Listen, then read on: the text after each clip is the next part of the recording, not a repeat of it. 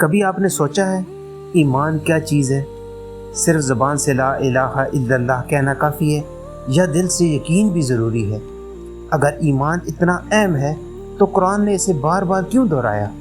آج ہم جانیں گے ایمان کی وہ حقیقت جسے سمجھنا ہر مسلمان کے لیے سب سے زیادہ ضروری ہے۔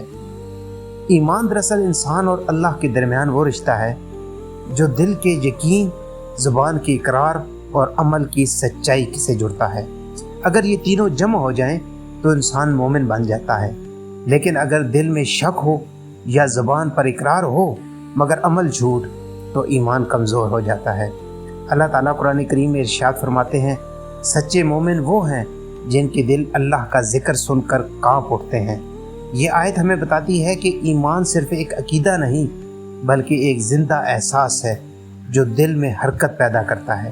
نبی کریم صلی اللہ علیہ وسلم نے ارشاد فرمایا، ایمان 70 سے زیادہ شقوں پر مشتمل ہے۔ سب سے اعلیٰ لا الہ الا اللہ کہنا ہے اور سب سے ادنا کسی چیز کو راستے سے ہٹا دینا ہے۔ یعنی ایمان صرف باتوں کا نام نہیں بلکہ عمل اور کردار کا نام ہے۔ اگر کوئی شخص نماز پڑھتا ہے، جھوٹ نہیں بولتا، لوگوں سے اچھا سلوک کرتا ہے تو یہ ایمان کی علامت ہے۔ ایمان انسان کے اندر روشنی، سکون اور مقصد پیدا کرتا ہے۔ جب دل میں ایمان ہوتا ہے تو مصیبت بھی امتحان لگتی ہے، سزا نہیں۔ جب ایمان کمزور ہوتا ہے تو راحت میں بھی بے سکونی محسوس ہوتی ہے۔ لہٰذا آج خود سے سوال کریں، کیا میرا ایمان صرف زبان تک محدود ہے یا دل اور عمل میں بھی اس کی خوشبو پھیلی ہوئی ہے؟ یہی سوال ایمان کی اصل بنیاد ہے، کیونکہ ایمان کا مطلب صرف ماننا نہیں بلکہ ایمان پر زندگی گزارنا ہے۔